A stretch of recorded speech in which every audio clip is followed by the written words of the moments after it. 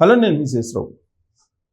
చూస్తుండగానే బంగారం రేటు అమాంతం పెరిగిపోతుంది. తాజాగా 1,60,000 తులం బంగారం దాటిపోయింది, 24 క్యారెట్లది. ఇది ఇంకా పెరుగుతుందా తగ్గుతుందా అని అంటే ఎవరు అంచనా వేయలేనటువంటి పరిస్థితిలో ఉన్నారు. ట్రంప్ అమెరికా అధ్యక్షుడిగా ఉన్నంత వరకు దీని మీద అంచనా వేయడం ఎవ్వరి వల్ల కావటం లేదు. మరి ఇలాంటి పరిస్థితుల్లో పెట్టుబడులు పెట్టాలా వద్దా అనేటువంటి సందిగ్ధం ఉంటూ ఉంది. అయితే ప్రపంచంలో ఉండేటువంటి ఆయా దేశాల కేంద్ర బ్యాంకులు భారీగా బంగారాన్ని కొనుగోలు చేస్తున్నాయి. దాంట్లో మన దేశం కూడా భారీగానే కొనుగోలు చేస్తుంది.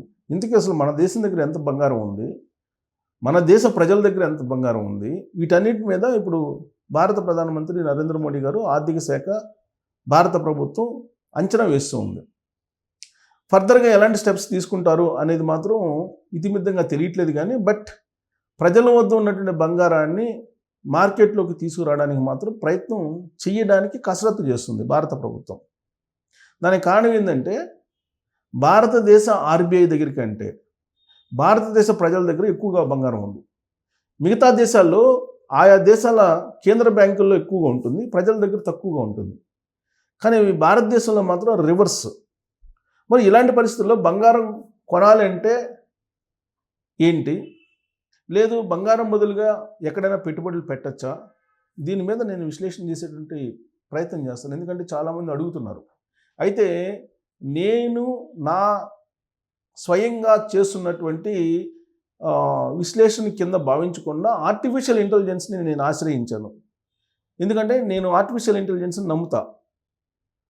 అది ఎక్కడెక్కడ డేటాను అంతటిని కూడా అనాలిసిస్ చేసి ఫైనల్ అవుట్పుట్ ఇస్తుంది కాబట్టి దాన్ని నేను నమ్ముతా. దాంట్లో నమ్మేటువంటి వాటిల్లో ఒకటి జెమినీ, 2 గ్రోక్, ఈ రెండింటిని నమ్ముతాం. మిగతా చాట్ జీపీటీ వీటిని నమ్మను. ఎందుకంటే చాట్ జీపీటీని మీరు కనుక అడిగితే 80,000 చెప్తుంది తులం బంగారం. ఇప్పుడు ఇది కనుక చాట్ జీపీటీని అడిగినప్పుడు చెప్పినప్పుడు అది ఫేక్ అని చెప్పి మనకు అర్థమవుతుంది. కాబట్టి దాని జోలికి నేను వెళ్ళాను. యాక్యురేట్గా చెప్పేటువంటి ఏఐ టూల్స్నే నేను వాడుతున్నా.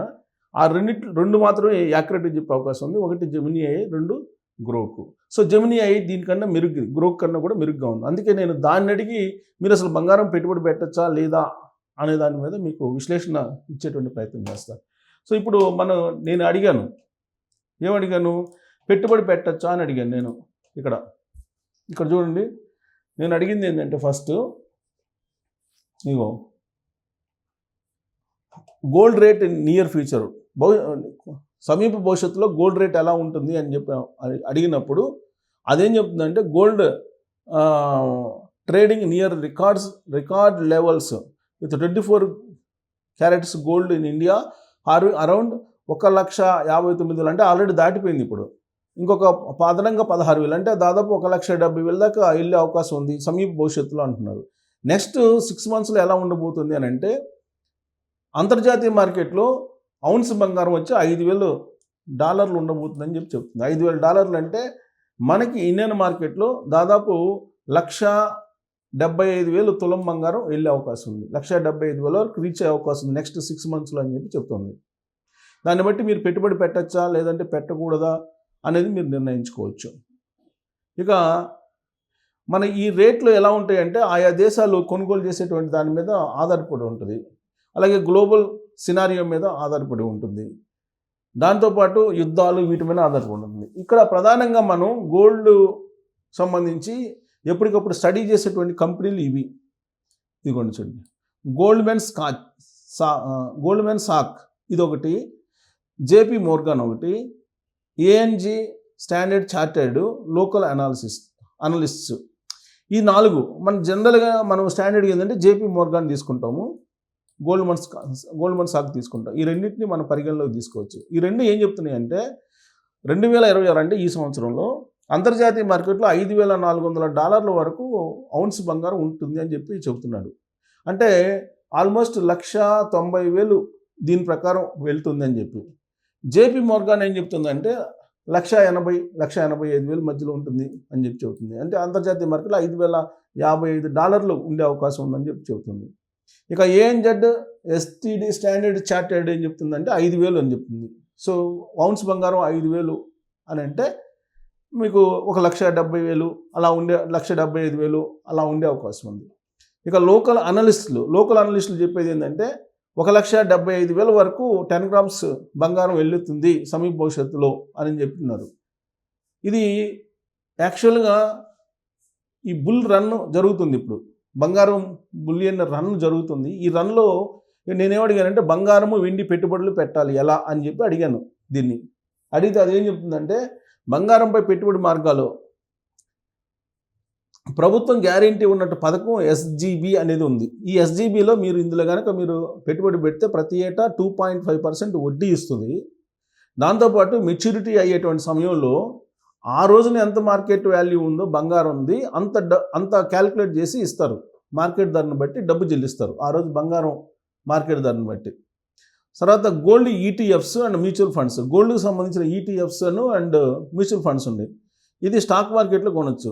మీరు ఒకేసారి కాకుండా ప్రతి నెల కొంత మొత్తాన్ని SIP రూపంలో డిజిటల్ గోల్డ్లో దాచుకోవచ్చు. ఇక గోల్డ్ కాయిన్స్, బార్స్, మీరు భౌతికంగా కనుక బంగారం కొనాలంటే గోల్డ్ కాయిన్స్ అలాగే బిస్కెట్లు కనుక్కుంటే మీకు ఎలాంటి తరుగు లేకుండా మీకు మళ్ళా డబ్బులు ఇచ్చేటువంటి అవకాశం ఉంది. లేదంటే యాసిడ్కి బంగారం ఉపయోగపడుతుంది. ఇక వెండి మీద బంగారం మీద ఏది పెట్టుబడి పెడితే బెటర్ అనేది అని కూడా నేను అడిగాను. అడిగితే ఏం చెప్తుందంటే వెండి ధరలు బంగారం కంటే వేగంగా మారుతున్నాయి, ఇందులో రిస్క్ ఎక్కువ, లాభాలు కూడా ఎక్కువే అని చెప్తుంది. సిల్వర్ ETFs కూడా ఉన్నాయి. సెబీ ఏం చేసిందంటే ఇటీవల కాలంలో ETFలో సిల్వర్ కూడా అనుమతించింది. భౌతికంగా అంటే మనం డైరెక్ట్గా వెండిని కొనకపోయినప్పటికి కూడా డిజిటల్ రూపంలో దీన్ని ETFలో మీరు ఇన్వెస్ట్ చేయొచ్చు. అలాగే సిల్వర్ బాల్స్ అంటే వెండి కడ్డీలు కూడా మీరు కొనుక్కోవచ్చు. వాటి మెరుగులు, తయారీ ఖర్చుల వల్ల నష్టపోయే అవకాశం ఉంది. అందువల్ల 1 కేజీ లేదా 500 గ్రాములు వెండి కడ్డీలు కొనడం ఉత్తమం. వస్తువుల కంటే అవి విడిగా కొనడం బెటర్ అని చెప్తున్నారు. ఎప్పుడు చూడండి, మొత్తం ఆస్తిలో 10% నుంచి 15% మించకుండా బంగారం వెండిలో ఉంచడం మంచిది. మీ మొత్తం ఆస్తిలో 10 నుంచి 15% మాత్రమే మీరు పెట్టుబడి పెట్టిన, అందుకన్నా ఎక్కువ పెట్టొద్దు అని చెప్తున్నారు సలహా. ఎప్పుడు కొనాలి అని అంటే ధరలు ఒకేసారి తగ్గినప్పుడు కొనండి. పెళ్ళిళ్ళ సీజన్ లేని సమయాల్లో ధరలు చూసుకోనండి. భౌతికంగా బంగారం కొనేటప్పుడు హాల్మార్క్ ఉందో లేదో చూసుకోండి. ఇది. ఇక ఫిబ్రవరి 1న వచ్చే బడ్జెట్ అంటే రేపు బడ్జెట్ సమావేశాలు జరగబోతున్నాయి. బంగారం దిగుమతి సుంకాలో మారే అవకాశం ఉంది. కాబట్టి మీరు పెద్ద మొత్తంలో పెట్టుబడి పెట్టాలనుకుంటే బడ్జెట్ తర్వాత పెట్టండి అని చెప్తున్నారు. ఇప్పుడు పెట్టద్దు, బడ్జెట్ తర్వాత గమనించి పెట్టుకోండి అని చెప్తున్నారు. ఇక ఎక్కువ లాభాలు రావాలంటే షేర్ మార్కెట్ హై రిస్క్ ఉంటుంది, బట్ ఎక్కువ ఉంటుంది. మీకు 3 నుంచి 5 ఏళ్ళు లేదా అంతకంటే ఎక్కువ కాలం వేచి ఉండేలాగా స్టాక్ మార్కెట్లో పెట్టుబడులు లాంగ్ టర్మ్లో పెట్టమంటున్నారు. ఇది గత సంవత్సరాల్లో వచ్చినట్టు లాభాన్ని బేస్ చేసుకొని ఇది చెప్తుంది. ఇక హైదరాబాద్ నగరంలో భూములు నిలకడగా పెరుగుతున్నాయి. వృద్ధి రేటు తక్కువ ఉంది, కాకపోతే బంగారం కంటే వృద్ధి రేటు తక్కువ ఉంది కాబట్టి తగ్గు. ఇక పెట్టుబడులు పోలిక తీసుకుంటే మ్యూచువల్ ఫండ్స్లో కనుక మీరు పెడితే లాభం ఎంత వస్తుందంటే 15 నుంచి 22% వస్తుంది. రిస్క్ ఎక్కువ ఉంటుంది. 5 ఏళ్ళు మినిమం పెట్టుకోవాలి. వెండిలో పెడితే కనుక 12 నుంచి 15% లాభం ఉంటుంది, రిస్క్ మీడియం ఉంటుంది. బంగారం కొంటే కనుక 8 నుంచి 12% ఉంటుంది, రిస్క్ తక్కువ ఉంటుంది. మీరు కనీసం 3 ఏళ్ళు టార్గెట్ పెట్టుకొని కొనుక్కోవాలి. రియల్ ఎస్టేట్ ఉంటే 10 నుంచి 15% ఉంటుంది, రిస్క్ కొంచెం నార్మల్గా ఉంటుంది. 5 నుంచి 10 ఏళ్ళు పెట్టుకోవాలి దీనికి కూడా. ఇక FD పోస్ట్ ఆఫీస్ అంటే ఫిక్స్డ్ డిపాజిట్ పోస్ట్ ఆఫీస్ అంటే 7 to 8% ఉంటుంది. రిస్క్ అనేది ఏముండదు, హ్యాపీగా ఉండొచ్చు. 1 నుంచి 5 సంవత్సరాల పాటు మీరు టార్గెట్ పెట్టుకోవచ్చు. ఇక నేను ఆయా దేశాల్లో ఉన్నట్టు బంగారం గురించి నేను అడిగాను. అడిగితే ఏం చెప్తుందంటే ప్రపంచ దేశాలన్నింటిలో 8 దేశాలు టాప్ దేశాలు. వీటిలో అమెరికా 8,133 టన్నుల బంగారం ఉంది ఆ దేశం దగ్గర. ప్రపంచంలోనే హైయెస్ట్ బంగారం కలిగే దేశం అమెరికా. ఇది అమెరికా రిజర్వ్ బ్యాంక్ దగ్గర. ఇక జర్మనీ 3,350 టన్నులు ఉంది. ఐరోపాలో అత్యధికంగా నిల్వ ఉన్నటువంటి దేశం. ఐరోపా కంట్రీస్లో అత్యధికంగా ఉన్నది జర్మనీ. ఆ తర్వాత ఇటలీ 2,451 టన్నులు ఉంది. ఇది స్థిరంగా ఉంది. ఫ్రాన్స్ తర్వాత 2,004 చిన్న దేశాలు కానీ ఎక్కువ బంగారం ఉంది వీటి దగ్గర. చూడండి, ఫ్రాన్స్ 2,437 టన్నులు బంగారం ఉంది. ఇది యూరోపియన్ యూనియన్లో కీలక నిల్వలు ఇవన్నీ కూడా. రష్యా దగ్గర 2,333 టన్నులు ఉంది. అత్యధికంగా గత 10 ఏళ్లలో అత్యధికంగా వేగంగా నిల్వలు పెంచుకుంది. గత 10 ఏళ్ల నుంచి ఎక్కువగా నిల్వలు పెంచుకుంది రష్యా.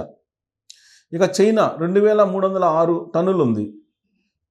14 నెలల పాటు కొనుగోలు చేస్తున్నది. గత 14 నెలల నుంచి విపరీతంగా రష్యా కొనుగోలు చేస్తుంది బంగారాన్ని. అందుకే 2306 టన్నులు ఉంది ఇప్పుడు అది. స్విట్జర్లాండ్ 1040 టన్నులు తలసరి బంగారం నిల్వలో అగ్రస్థానంలో ఉంటుంది. ఇక భారతదేశానికి వచ్చేసి 880 టన్నులు మాత్రమే ఉంది.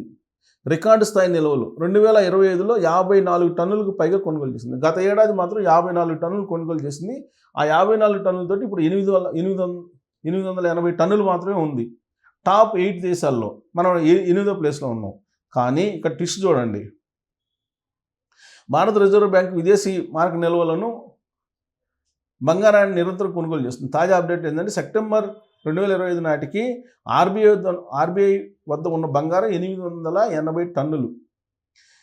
ఈ విలువలో దీని విలువ ఎంత అంటే దాదాపు 8 లక్షల కోట్లు. ఇక్కడ ట్విస్ట్ ఇచ్చాడు చూడండి. భారతీయ కుటుంబాల వద్ద ఆసక్తికరమైన విషయం ఏంటంటే భారతీయ కుటుంబాల వద్ద సుమారుగా 34,600 టన్నులు ఉంది. అంటే ప్రపంచంలో ఏ దేశంలో లేనంత ఈ ప్రపంచంలో ఉన్న అన్నీ కలిపినా కానీ ఇంత ఉండదు. 36,600 టన్నులు ఉంది మన జనం దగ్గర. అంటే ప్రపంచంలో అసలు ప్రపంచం మొత్తం కలిపినా కానీ 36,000 టన్నులు ఉండదు. 34,000 టన్నులు. ఇక్కడ చూడండి, ఈ మొత్తం కలిపినా కానీ 8, 11, 13, 14, 16, 18, 19, 20 లేదంటే 22,000 టన్నులు ఉంటుంది. కానీ మన భారతీయ ప్రజల దగ్గర 34,000 టన్నులు ఉంది. అంటే ప్రపంచంలో ఎక్కడా లేనంతగా మన భారతీయ ప్రజల దగ్గర ఉంది. కానీ దేశం దృష్ట్యా చూస్తే మనం లాస్ట్లో ఉన్నాం.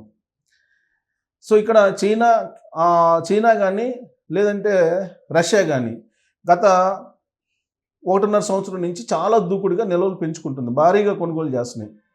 చైనా 3,400 టన్నులు నిధులు యాక్చువల్గా దాని దగ్గర ఉన్నాయి. రష్యా వద్ద ఉంది. డాలర్పై ఆధారపడడం తగ్గించింది రష్యా. సో బంగారం మీద కొనుగోలు పెట్టింది. ఇది ఆయా దేశాల్లో ఉన్నటువంటి పరిస్థితి. ఇక ఈరోజు రేటు చూస్తే 24 క్యారెట్ల బంగారం వచ్చేసి 16,026 రూపాయలు ఉంది. ఈరోజే గ్రాముకి 311 రూపాయలు పెరిగింది 24 క్యారెట్లది. 22 క్యారెట్లు వచ్చేసి 1 గ్రాము వచ్చేసి 285 రూపాయలు పెరిగింది. సో ఇక్కడ 14,690 రూపాయలు ఉంది గ్రాము ఇవాళ 22 క్యారెట్లు. 18 క్యారెట్ల బంగారం వచ్చేసి 12,900 రూపాయలు ఉంది. అంటే పెరిగింది. సో ఎప్పటి నుంచి పెరిగింది? నిన్న కొంచెం స్వల్పంగా తగ్గింది. ఇక్కడ చూడండి, ఒకే ఒక రోజు తగ్గింది, మొత్తం పెరగటమే. ఇక్కడ చూడండి, ఒకే ఒక రోజు 229 రూపాయలు తగ్గింది.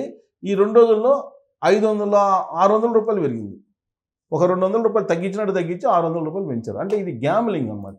బంగారం గ్యాంబ్లింగ్ అనేది మామూలుగా లేదు. సో ఈ గ్యాంబ్లింగ్ నుంచి బయటపడాలంటే మన ప్రజల వద్ద ఉన్నటువంటి బంగారాన్ని భారత ఆర్థిక వ్యవస్థలోకి తీసుకొస్తే ప్రపంచంలో మనమే రిచ్.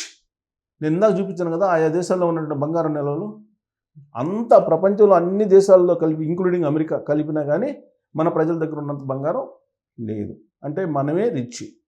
ఇలాంటి పరిస్థితుల్లో బంగారాన్ని కొనుక్కోవడానికి అనుకూలమా ఇది వ్యతిరేకమా అంటే నేను ఆల్రెడీ చెప్పాను.